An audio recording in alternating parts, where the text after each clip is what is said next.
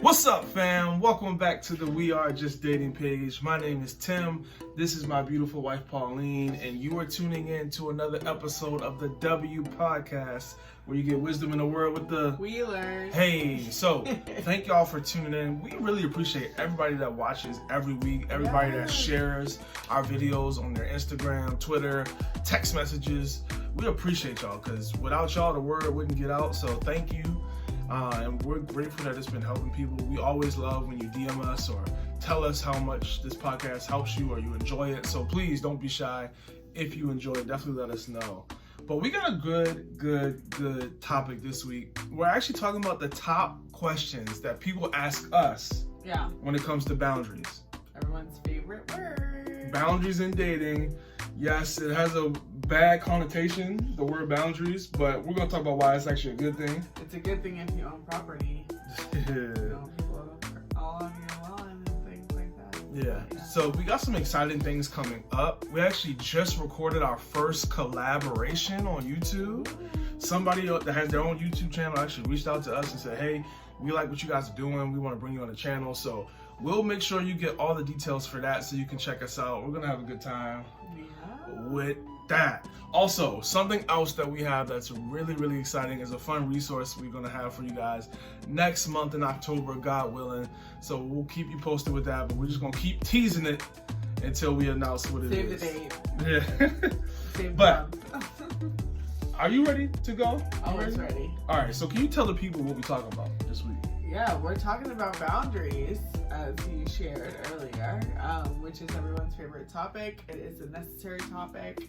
I think that it's always fun because it is spicy sriracha.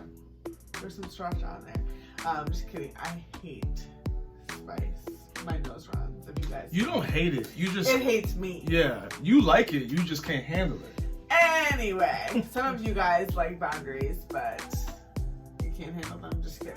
Wow, no, you tried to make that work. I did. But anyway, we're talking about boundaries today. Let us know in the comments what you like or don't like about boundaries. If you think they're good, if you think they're bad. I think that they're a good thing because they help us get to where we want to go.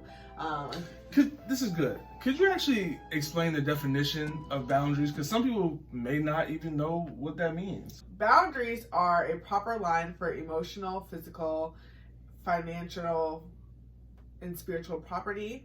They often show us what we are and what we are not. And they protect us by keeping the good things in and the bad things out. So the best kind of analogy that I can think of when it comes to boundaries is a fence. And I just mentioned, property. Oh, it's good to have boundaries if you have property. And we're not homeowners yet, by God's grace, but one day we will be.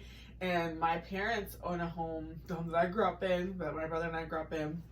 And my dad used to always tell us, because we had neighbors, of course, and my dad would mow our lawn and, take care of the yard and things like that. And when we started helping, he would say, you can go up into this line or this marker because that's the neighbor's lawn. Or my dad would even say, oh, I'm going to do the neighbors a favor and mow their lawn for them. They asked me to, or we talked about it, or whatever the case is. But we'd always ask them, well, where does our yard start and where does theirs start? Because you always want to know, how far do I have to mow? How far do I have to rake? Where can I stop? So he would always point it out to us, and we would put like a little marker, like, okay, I'm going to go up until this point. And that's really important for us to know when we're dating, up until what point is this my property and is it your property? Is this my body, your body? My spiritual relationship with the Lord, yours. My finances, your finances. There needs to be a demarcation. Because just like, with the property, when we're talking about homes and property people, my parents paid for the property that they owned the same way our neighbors did. And when you're in a dating relationship, your soul, your body, your relationship with God, your finances, those are all things that you own, that you're, maybe not that you own, but that you're responsible for. The Lord owns it. He paid for it on the cross.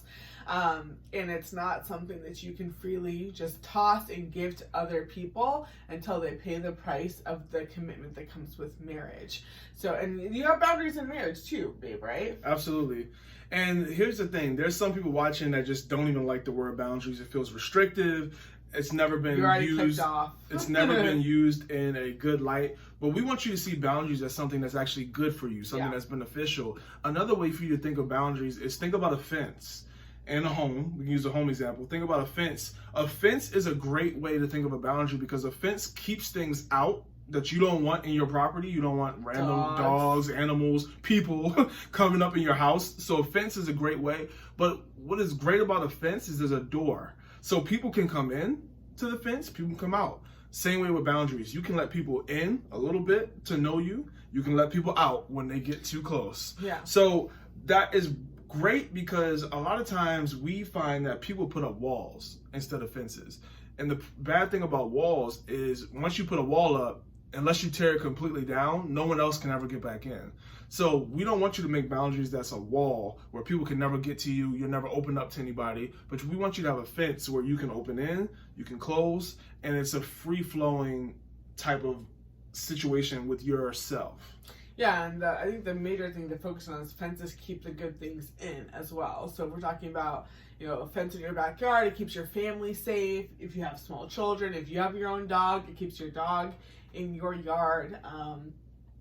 Behind fences is where people have cookouts, they have family gatherings, maybe you sit out by the fire, read a book, whatever the case is, but it keeps good things in and it keeps the bad things out. Yeah. So don't think of it as a bad thing. It's not just about, I can't have sex with my boyfriend or my girlfriend. That's my boundary. Yes, maybe that's a part of it, but think about the good things that are happening when you are waiting to have sex in marriage. You're keeping your purity. You're keeping yourself free from this conviction and lack of peace, and not to mention, emotional potential heartbreak if you have sex with somebody and then you break up, those type of things. Think about the good things that you're keeping, and it's not just about, I'm not allowed to do this, I'm not allowed to do that, and I think that the church has totally ruined it, through like purity culture and things like that, but it's boundaries keep the good things and the bad things out, and it's not, like you said with the fence, it's not just about, I'm building a wall and I'm never gonna have sex, I can never look at you, I can never touch you. It's like, if you become my spouse,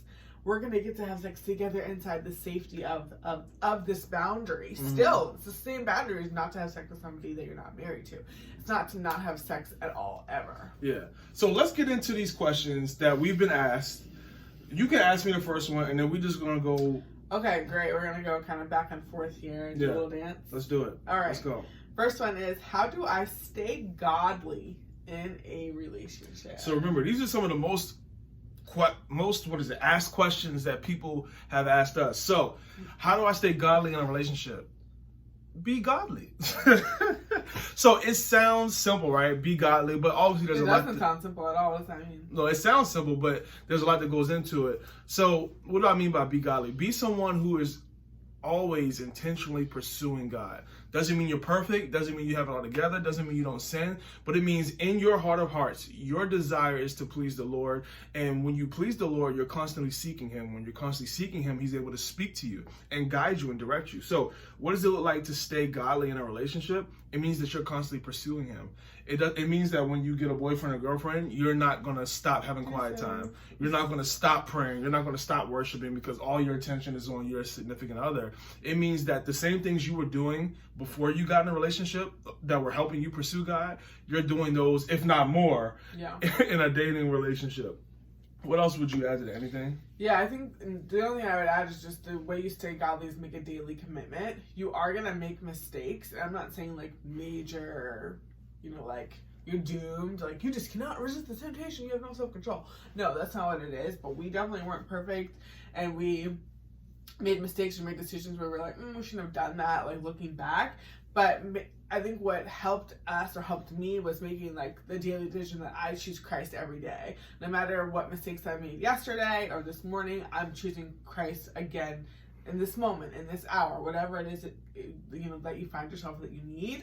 Because sometimes we start off in relationships and we're like, this is going to be a godly relationship, we're not going to have sex until we get married, we're not going to do this, we're not going to do that, and we're just going to be great. And the problem is you start making mistakes and the enemy starts beating you up, like, see, and you couldn't do it, whatever, and then you're like just discouraged and like, well, I already messed up, why am I going to try again?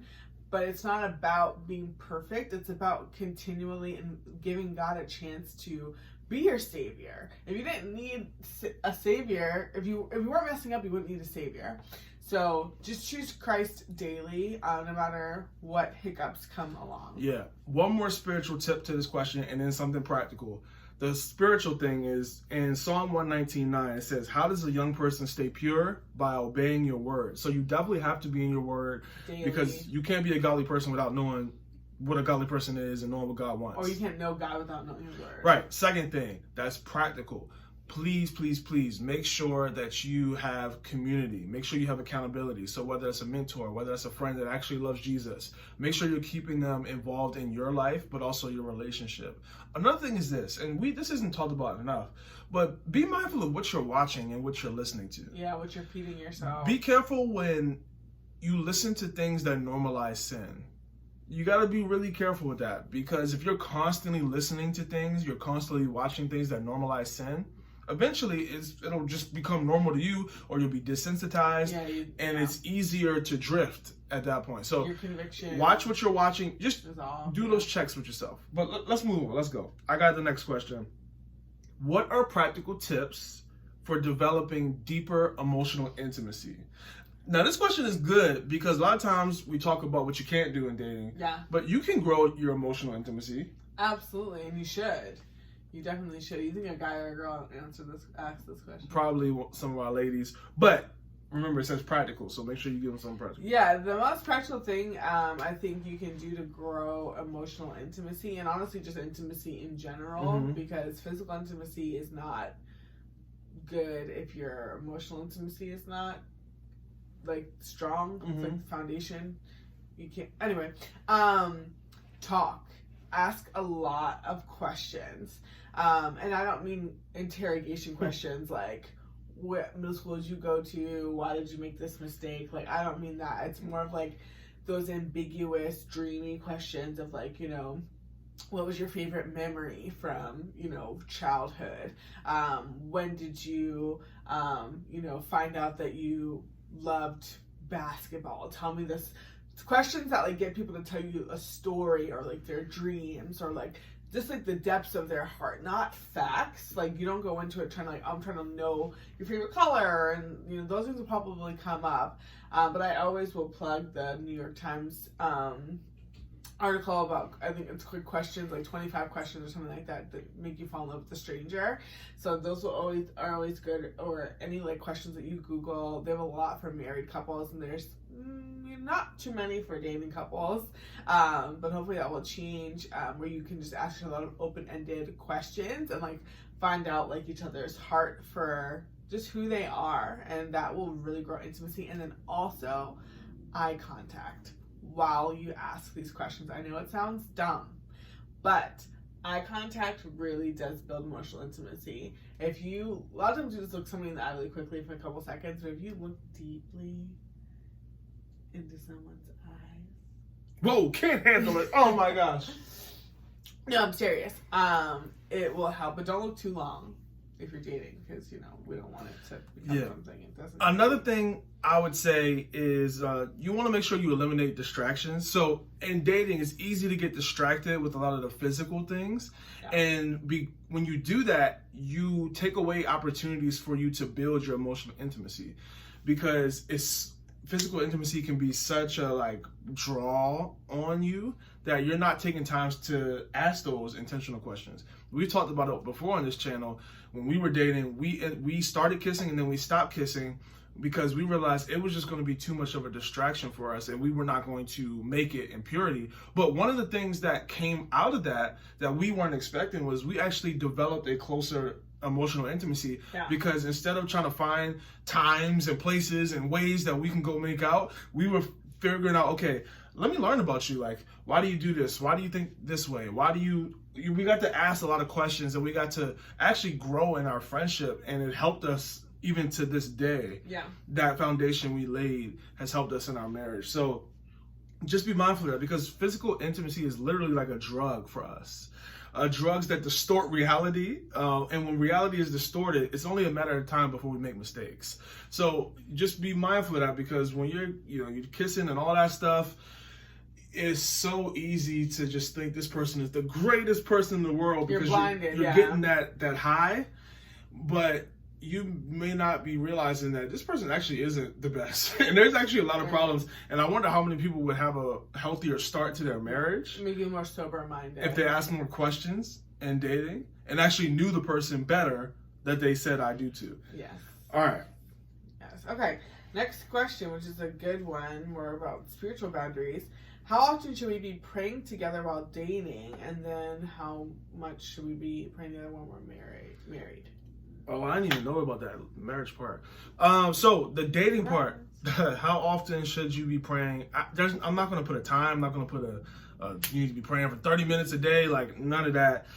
Our biggest thing when couples ask us this is we want to make sure that there's no codependency that is happening here, because it's really easy to get unhealthy with this.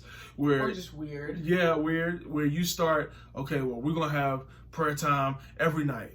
And then somehow, some way, you end up, that's the only time you pray is with your partner. Right. And that's not healthy at all. You need to have your own separate prayer time. There's some people that say you shouldn't even pray when you date. Yeah, it's too intimate. I don't know if I would go that extreme, but I do know that you need to make sure that there's no codependent, unhealthy relationship. You need to have your own individual relationship with God. And also, if you're praying with your boyfriend or girlfriend, do you pray with anybody else? Like, is this the only person you pray with? Yeah. Because then you may want to evaluate, like, why am I giving this person such, because spiritual praying is like a big deal. Like, why am I giving this person so much access to my spiritual life when I don't do it with anyone else? So in that case, I would ask you to just ask yourself that and maybe cause for pause. But I'm not going to give a time. I'm just going to say, be mindful that it's not getting weird, like Pauline said. Yeah, I think we prayed together like once a week when we were engaged. And we're not saying that you need to do that. Yeah, and it wasn't really, it was more like we're praying for like wedding stuff and like, Lord, send the money. Yeah, like preparing our hearts for marriage. This wasn't expensive, Lord. Yes. So things like that, but also like, our commitment was a lot higher at the engagement stage than it was in dating. But I will say this, when it comes to the whole praying thing, I definitely don't think that you need to like schedule it or like make it a thing. Yeah, it doesn't need to be like super intentional. We must pray together every single week, as like if it like he or she's not the only person you can pray with, and also you don't want to be dependent on anybody, even your spouse, to pray with you if you guys do get married, because that person asks how much we pray together in marriage, and that's going to depend on the couple. Some couples pray together every day, and I think you should strive for that. Yeah, but I don't think if you're married, I don't think it needs to be like. I mean, there was a time where we would pray together intentionally every single week.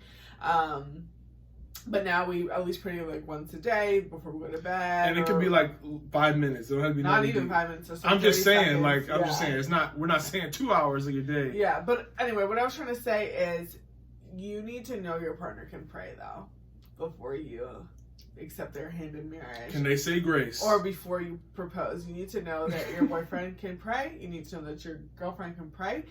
Now, hold on. Somebody would hear that and be like, that's kind of judgmental. It's not. Because it's judgmental in the sense of like, this is dating and I'm evaluating you.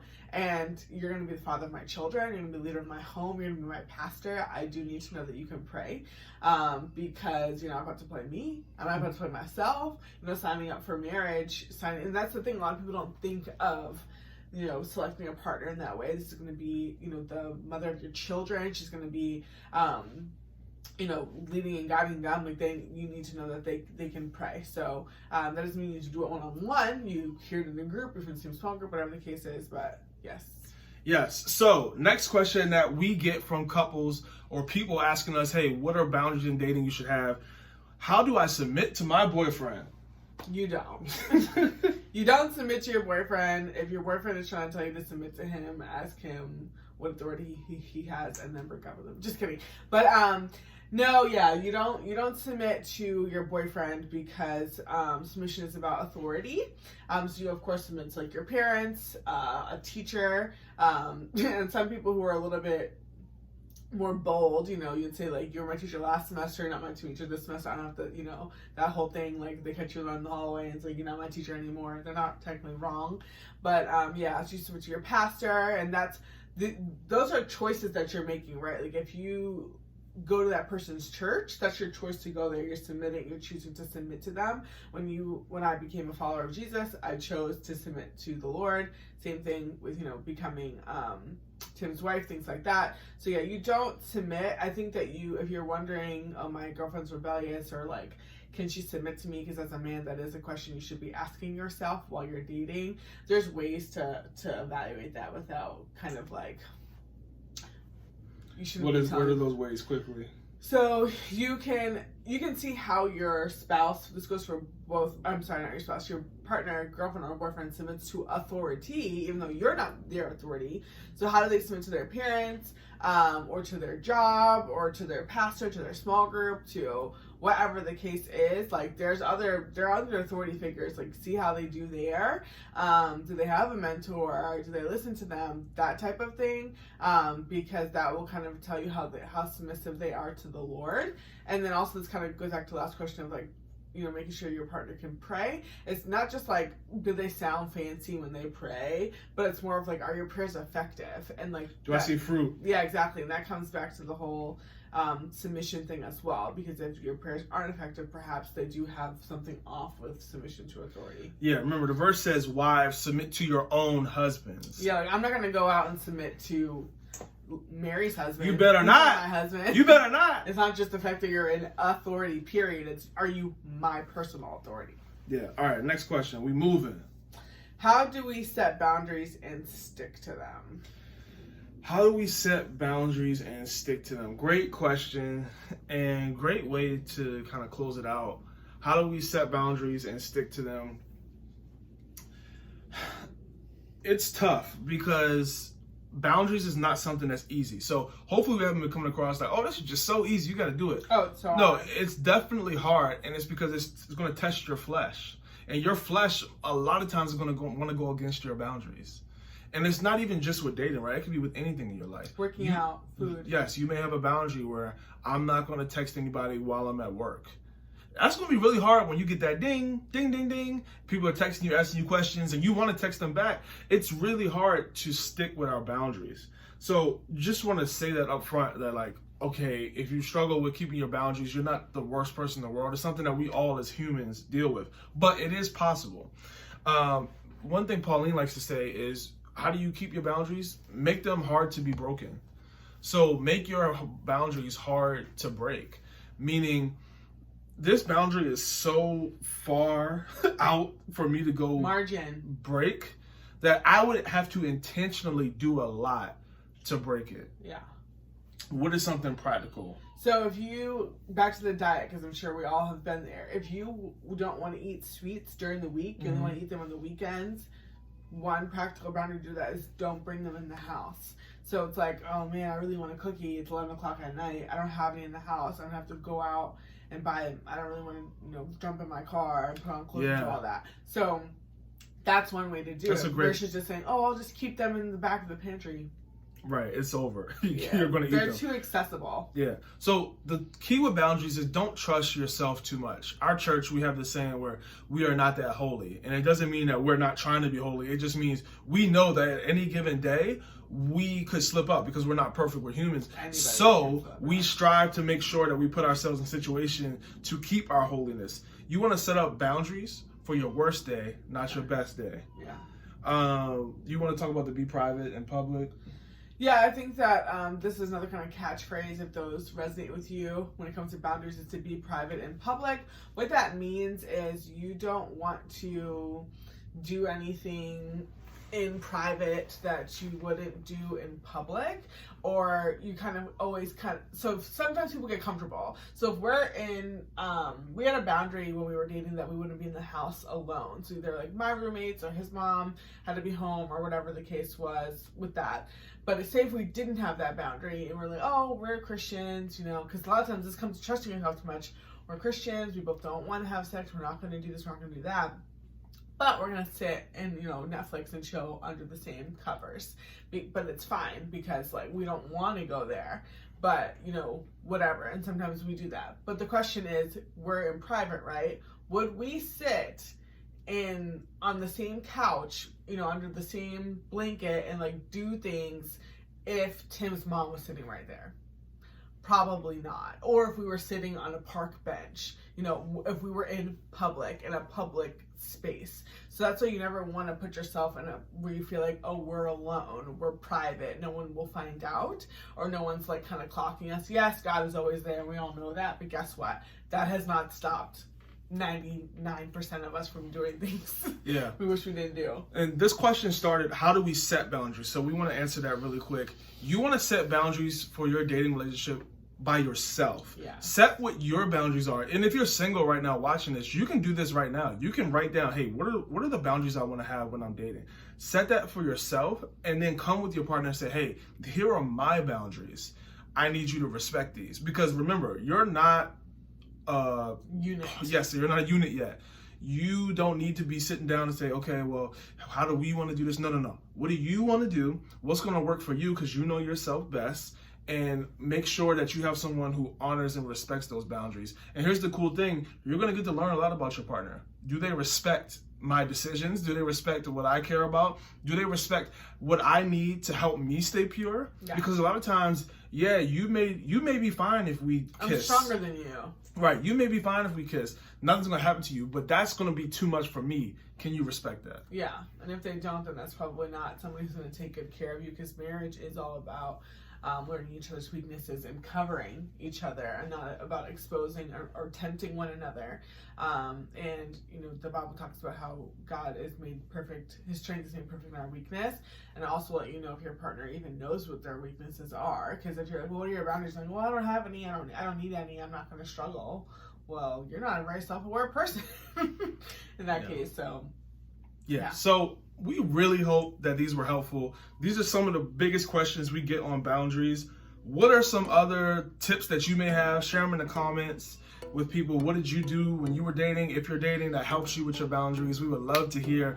Make sure you share it so other people can be blessed by it. And make sure you go ahead and hit that subscribe button right now. Hit the like button. We would love for you to join this community. And we'll see you guys next week on the W Podcast. Bye.